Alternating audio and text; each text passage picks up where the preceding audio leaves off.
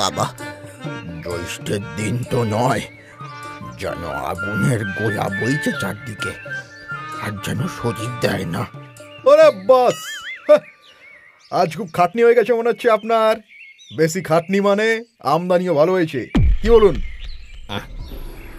আমদানির হিসেব বুঝতে গেলে যে বাইরে থেকে বেরিয়ে ঘাম ঝরাতে হয় বাবা। ঘরে বসে বসে পায়ের উপরে পা তুলে কি আর বোঝা যায়? কি যে বলেন বাবা, আপনি গুরুজন মানুষ। আপনি মাথার উপরে থাকতে আমাদের কি আর কাজ করা শোভা পায়? সেই শরীরের যা হাল, কদিন যে খাটতে পারবো তাই ভাবি। ওরে গঙ্গা, গঙ্গা রে, এক কোটি জল দে না মা। জল চাই ওনার বলে আসতে না আসতেই তোমার হুকুম শুরু হয়ে গেল। একটুখানি শুয়েছিলাম, সহ্য হলো না।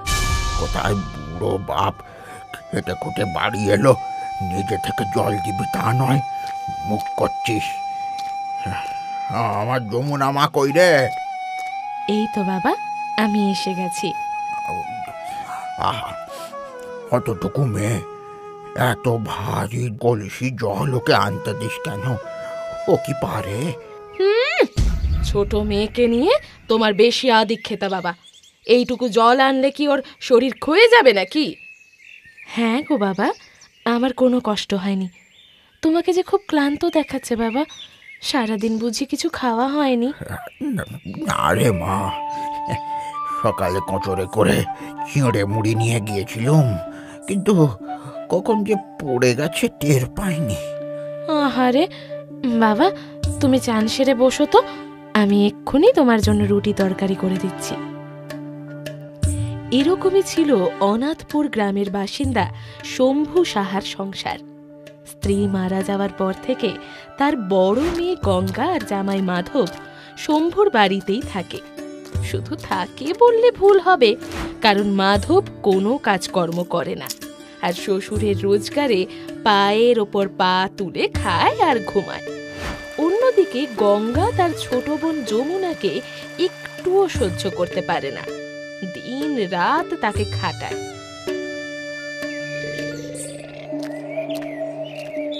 কি গো শম্ভুদা, একা একাই বসে তামাক টানছ যে? আরে ঘটক যে, এসো এসো, ঘরে বসো, এসো। শম্ভুদা, তুমি তো সুপাত্রের খোঁজ করতে বলেছিলে। এখন হাতে বেশ কিছু ভালো পাত্রের সন্ধান আছে, বুঝলে? তাই নাকি? তাই নাকি? তো খুব আনন্দের খবর যে। ছেলে কোথাকার? রোজগার পাতি ঠিকঠাক করে তো? হ্যাঁ গো হ্যাঁ, তোমার মেয়ে কি আমার আমার মেয়ে নয়? যেমন তেমন ছেলে আমি দেব না শম্ভুদা। পুরোটা কাণ্ড দেখেছো? তলে তলে ঘটক লাগিয়েছে যমুনার বিয়ের জন্য। চিন্তা করো, বাবা একটিবার আমায় জানালো না অবধি। ওই মেয়ের বিয়ে হয়ে গেলে ঘরের সব কাজ কিন্তু তোমাকেই করতে হবে। যেভাবে পারো এই বিয়ে আটকাও। তুমি একদম ঠিক বলেছো তো, দেখছি, দাঁড়াও। ঠিক আছে ঘটক, তাহলে ওই কথাই রইল। আমি তোমার খবর দেব। হ্যাঁ, আমার মেয়ের পছন্দের তো একটা ব্যাপার রয়েছে। একদম শম্ভুদা, আমায় টুক করে খবর দিও, আমি চলে আসবো ক্ষণ। হ্যাঁ, এখন আসি তবে।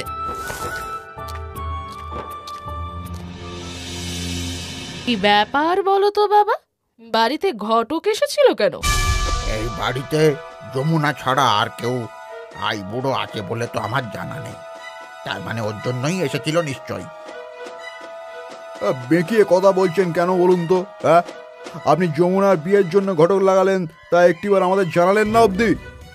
কেন বাবা, জানালে কি তোমরা আমার ছোট মেয়ের বিয়ের ব্যবস্থা করতে? হ্যাঁ, নিজের ব্যবস্থা করতে পারো না, আবার আমার যমুনার বিয়ের ব্যবস্থা করবে? বাবা, আপনি কিন্তু আমাকে অপমান করার চেষ্টা করছেন। অপমান করার চেষ্টা করছে না, তোমায় অপমান করছে। বাবার কাছে তো ছোট মেয়েই সব, আমরা তো বানের জলে ভেসে এসেছি। কেন এসব বলছিস বলতো? সারাদিন পরে আমি খুব ক্লান্ত, এই খেতে দে আমার। না না, তুমি আগে উত্তর দাও। তুমি যে যমুনার বিয়ে দেবে, টাকা কোথা থেকে আসবে শুনি? সে কথা তো তোকে ভাবতে হবে না গঙ্গা। তোর বাবার এখনো জমি জমা রয়েছে, দরকার হলে সেইগুলো বেচে আমি যমুনার বিয়ে দেব। বেঁচে দেবেন মানে? হ্যাঁ, তাহলে আমাদের কি হবে? আমরা কি আঙুল চুষবো? আঙুল চুষবে কেন? এই আঙুলকে কাজে লাগিয়ে কাজ করবে। শ্বশুরের টাকায় ভরসা না করে নিজে রোজগার পাতি করো না। বাবা, তুমি কিন্তু ওকে অপমান করতে পারো না, ভালো হবে না বলে দিচ্ছি। আহ, সারাদিন পর এই অশান্তি আর ভাল লাগে না আমার। যমুনা, ও যমুনা, খেতে দে মা, খেতে দে, খেয়ে একটু শুই। হ্যাঁ বাবা, এসো, আমি খেতে দিচ্ছি।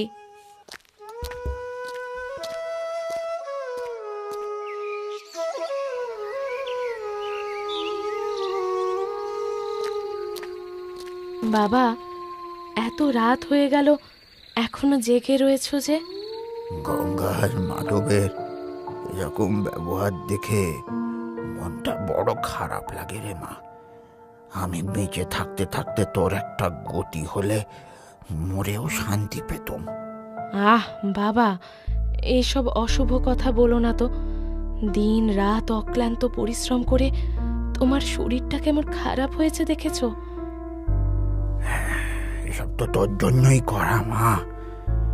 তোর একটা ভালো বিয়ে দিতে না পারলে আমিও যে নিশ্চিন্ত হতে পারি না। আমার জন্য তোমায় এত কষ্ট করতে হবে না বাবা। কেউ যদি আমায় বিনা পণে বিয়ে করে, তবেই আমি বিয়ে করব। নইলে নইলে চিরকাল তোমার খুঁটি হয়েই থাকবো। পাগলি মেয়ে আমার। আজকে বুকের বাদিকটা বড্ড ব্যথা করছে রে মা, হয়তো পরিশ্রমের জন্য।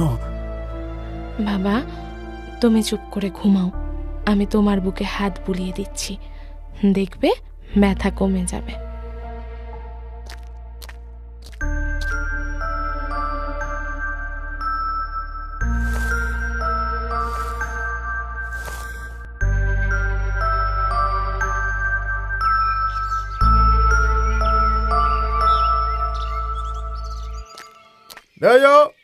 দেখেছো বুড়োর কাণ্ড দেখেছো?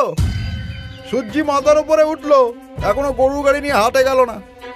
আহ, তুমি আবার কিছু বলতে যেও না, উল্টে দেখবে তোমাকেই দুই কথা শুনিয়ে দেবে। আমি যাই, দেখি কি হলো।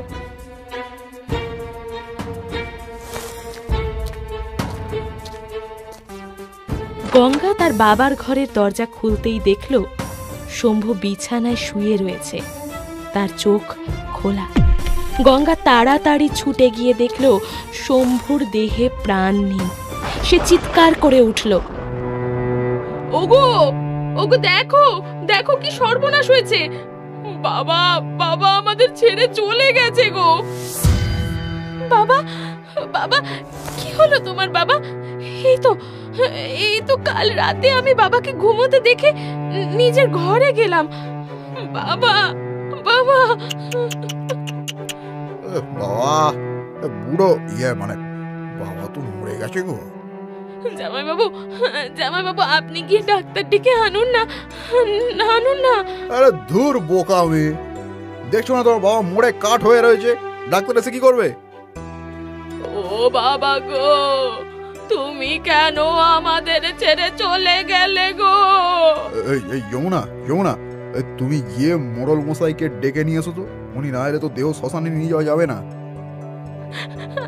আপনি যান না জামাই বাবু, আমাকে আমাকে একটু আমার বাবার কাছে থাকতে দিন। শেষবার বাবার কাছে একটু বসি।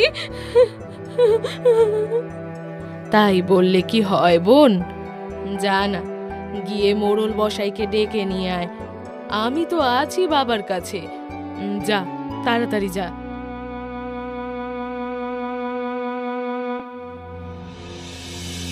শোনো সময় কিন্তু খুব কম। শিগগির কি একটা সাদা কাগজ নিয়ে এসো, তোমার বাবার আঙুলের ছাপ নিতে হবে। আনছি আনছি, কিন্তু তাতে কি হবে গো? এই বাড়ি সম্পত্তি সব আমাদের হবে, শুধু আমাদের। যমুনাকে সব কিছু থেকে বেদখল করতে হবে। আনো আনো আনো। ঠিক বলেছ, বেঁচে থাকলে তো বাবা আমাদের কিছু দিত না, এখন যখন মরেছে সব ছিনিয়ে নেব সব।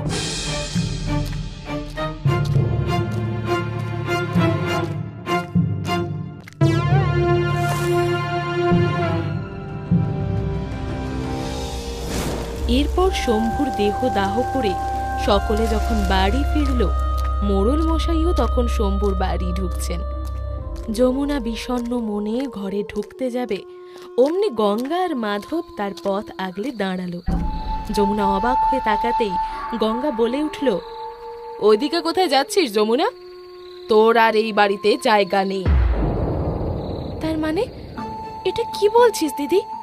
ঠিকই বলেছি যমুনা, বাবা মারা যাওয়ার আগে এই বাড়ি ঘর জমি জমা সব আমার নামে লিখে দিয়ে গেছে। হ্যাঁ, আর ওই যে গরুর গাড়িটা, শুধু ওটাই তোমায় দিয়ে গেছেন বাবা। এটা কি বলছো তোমরা? শম্ভু কেনই বা এরকম করবে? করবে নাই বা কেন মোড়ল মশাই? শেষ দিকে যমুনা যা দুর্ব্যবহার করেছে বাবার সাথে, বাবা তো ওকে সহ্যই করতে পারতো না। দিদি দিদি, এটা তুই কি বলছিস? বাবা তো সকালে। কি আর বলবো মোড়ল মশাই, শ্বশুর মশাইয়ের সমস্ত যত্ন আত্মি আমি আর গঙ্গাই তো করতাম। বয়স্ক মানুষ, এটুকু তো চাই বলুন। কি জানি, এটা তোমাদের পারিবারিক ব্যাপার, তাই আমার কিছু বলা উচিত নয়। তবে যমুনা তো এরকম মেয়ে নয় যে বৃদ্ধ পিতার অবজ্ঞা করবে। মতিভ্রম মোড়ল মশাই, মতিভ্রম। তাই বলে কি আমরা ওকে ফেলে দেব? কখনো নয়। ভাগ্য করে ও এরকম দিদি জামাই বাবু পেয়েছে, বুঝলেন? তোরা এমন করে মিথ্যে বলছিস কেন রে? যখন মোড়ল মশাইকে আমি ডাকতে যাই, বাবা তো তখন মারা গেছে। বেশি বকিস না যমুনা, মনে রাখিস এখন আর তোর সাধের বাবা নেই। যা ওই গরুর গাড়িতে থাক গিয়ে।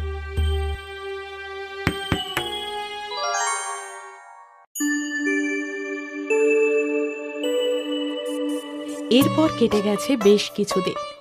খুব আনন্দে দিন কাটছিল গঙ্গা আর মাধবের। সেদিন মাধব খেতে বসেছে, গঙ্গা তাকে খাবার বেড়ে দিচ্ছে। সে মাছের মাথায় কামড় দিতে দিতে বলল, গঙ্গা, মাছের রান্নাটা বেড়ে হয়েছে বুঝলে, তুমিও খেয়ে নাও এবার। খাবো গো খাবো, আগে আমার বেড়াল আর কুকুরগুলোকে খেতে দিই। দিদি, আমি সব কাজ সেরে দিয়েছি, এবার আমি খেয়ে নি। সকাল থেকে কিচ্ছুটি খাইনি।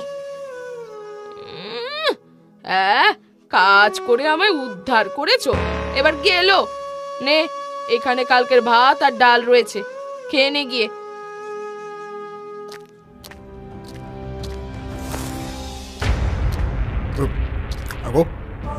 এই আপত্তাকে বসিয়ে বসিয়ে কতদিন আর খাওয়াবো বলো তো? আমিও তো সেই কথাই বলছি। আমি বলি কি, গরুর গাড়িটা নিয়ে ও বরং মাল আনা নেওয়া করুক, কি বলো? যমুনা কি আর গরুর গাড়ি চালাতে পারে যে মাল আনা নেওয়া করবে? পারে মানে খুব পারে। দিনের পর দিন ঘরের খেয়ে বনের মোষ তাড়াবে তা তো আর হতে পারে না। কাল থেকেই ও যাবে। যেমন কথা তেমনই কাজ। পরদিন থেকেই যমুনা গরুর গাড়ি নিয়ে হাটের পথে চলল। কখনো যাত্রী পরিবহন করা, কখনো বা কারুর মাল নিয়ে গঞ্জে পৌঁছে দেওয়া, এই কাজ করেই দিন কাটতে থাকলো যমুনার। সেদিন ঘোষেদের মাল গঞ্জে পৌঁছিয়ে যখন সে ফেরার পথ ধরল, তখন বিকেল গড়িয়ে সন্ধে নেমেছে। যমুনা একটা জঙ্গলের মধ্যে প্রবেশ করে গাড়িটা রেখে গাছের তলায় বসে বলল, আজকে রাতে আর বাড়ি ফেরা হবে না, এই জঙ্গলেই রাতটা কাটাতে হবে মনে হচ্ছে। কিন্তু কিন্তু খাবো কি, খিদের জ্বালা যে আর সহ্য করতে পারছি না।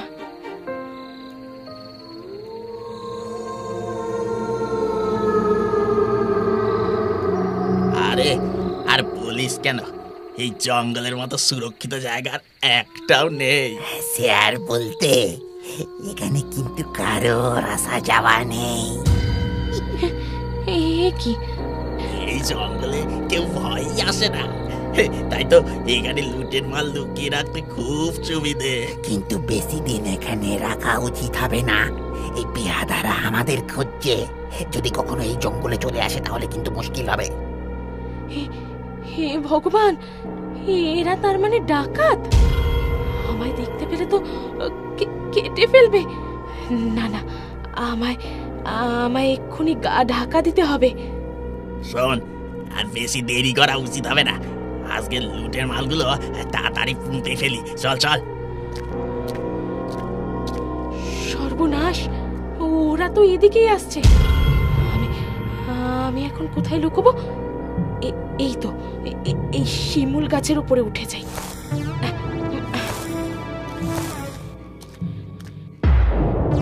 এই ভাই, ওই দেখ, একটা গরুর গাড়ি। এই জঙ্গলে গরুর গাড়ি কি করছে? হ্যাঁ, কেউ আমাদের পিছু নিয়েছে নাকি? হে ভগবান, এবার কি হবে? ওরা যদি আমায় ধরে ফেলে? আরে ধুর, হয়তো কোনো কাঠুরে জঙ্গলে এসেছিল, সন্দেহতে ভয় পেয়ে পালিয়েছে। আমরা গৌর ডাকাতের দল, আমাদের ধরা অত সহজ নয়। তাই হবে, তাই হবে। হ্যাঁ, আজকে ডাকাতিটা কিন্তু জব্বর হয়েছে। হ্যাঁ, সে তো হবেই ভাই। মনোহর সামন্ত এই অঞ্চলের সবচেয়ে ধনী ব্যবসায়ী, ওর বাড়ির মাল তো খাজা হবেই।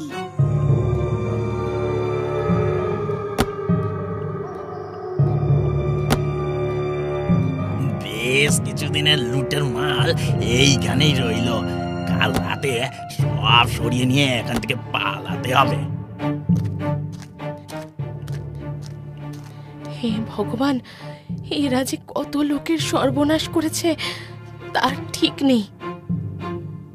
রাত কেটে ভোর হলো। ডাকাতরা চলে যেতেই যমুনা গাছ থেকে নেমে তার গরুর গাড়ি নিয়ে জঙ্গল থেকে বেরোতেই দেখলো একজন ব্যক্তি চিৎকার করে ঘোষণা করছে, শোনো শোনো শোনো, রঘুনাথপুরের ব্যবসায়ী মনোহর সামন্তের বাড়িতে কালকে ভয়ানক ডাকাতি হয়েছে। ডাকাত দল তাদের সর্বস্ব লুট করে নিয়ে চলে গেছে।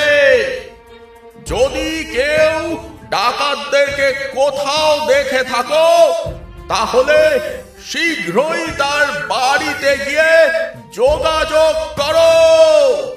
সঠিক খবর দিতে পারলে তাকে পুরস্কৃত করা হবে। শোনো শোনো শোনো। এই তো সেই ব্যবসায়ীর নাম বলল, যার কথা কালকে ডাকাতরা বলছিল। আমায় এক্ষুনি ওনার বাড়িতে গিয়ে সব জানাতে হবে।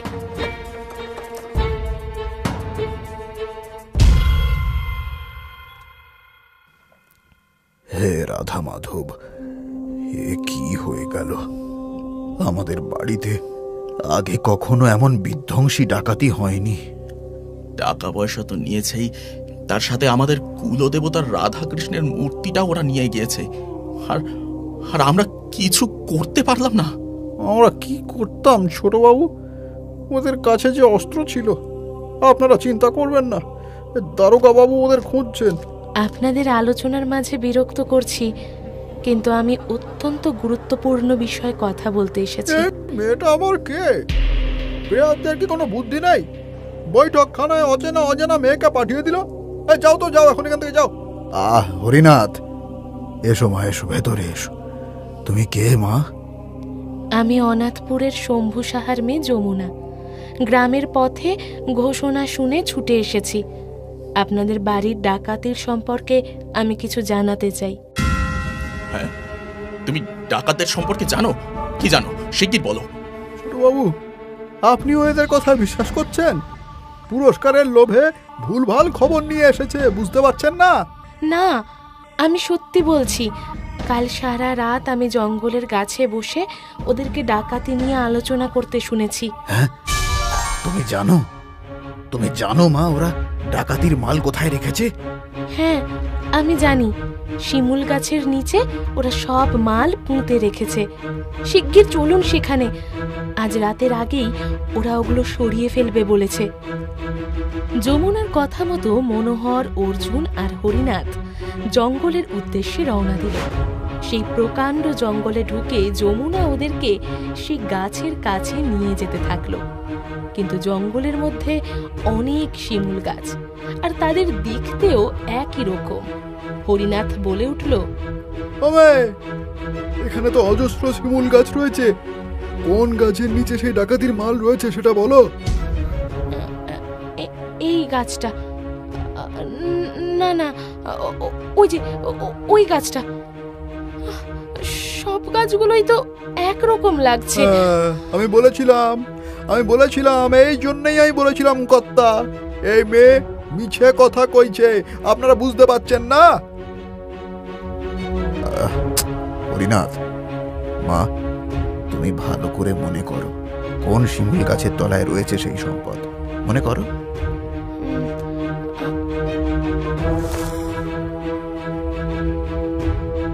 হ্যাঁ, মনে পড়েছে। সেই শিমুল গাছের ডালে আমার জামা ছিঁড়ে গিয়েছিল। সেই কাপড় এখনো সেখানে থাকবে।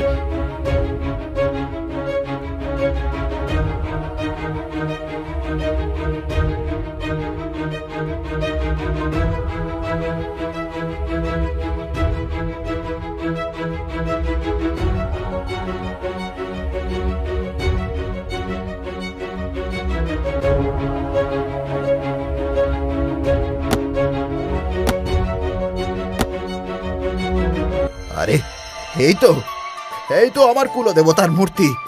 হে ভগবান, তোমায় শত কোটি ধন্যবাদ। মা এসব তোমার জন্যই সম্ভব হয়েছে মা। সত্যি সত্যি যমুনা, আজ তোমার সাহসিকতার জন্য কত লোকের লুণ্ঠিত মাল উদ্ধার হলো। তোমায় আমরা যে কি বলে ধন্যবাদ দেব। শুধু ধন্যবাদ নয় অর্জুন, মা তুমি কি চাও বলো? সোনা দানা টাকা পয়সা তুমি যা চাইবে আমি তাই দেব। আমার কিছু চাই না বাবু। আপনি শুধু এই ডাকাতির মালগুলো সঠিক মালিকদের কাছে পৌঁছে দিন। এত নির্লোভ, এত স্বার্থহীন মানুষ তুমি কোথায় থাকো মা? এই জঙ্গলে রাতে তুমি কি করছিলে?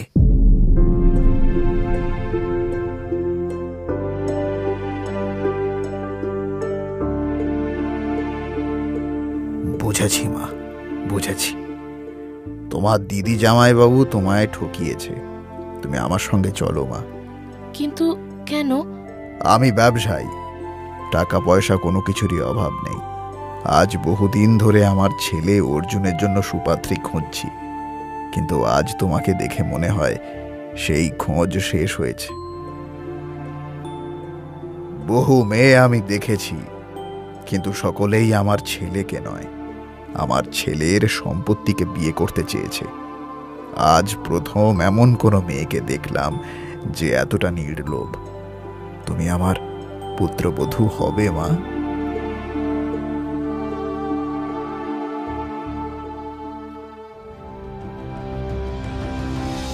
এরপরেই যমুনার সাথে অর্জুনের শুভ বিবাহ সম্পন্ন হয়ে যায়। এত বড়লোক বাড়িতে যমুনার বিয়ে হয়েছে এই খবর পেয়ে গঙ্গা আর মাধব ছুটে আসে মনোহরের বাড়িতে। এসেই যমুনার কাছে গিয়ে বলে,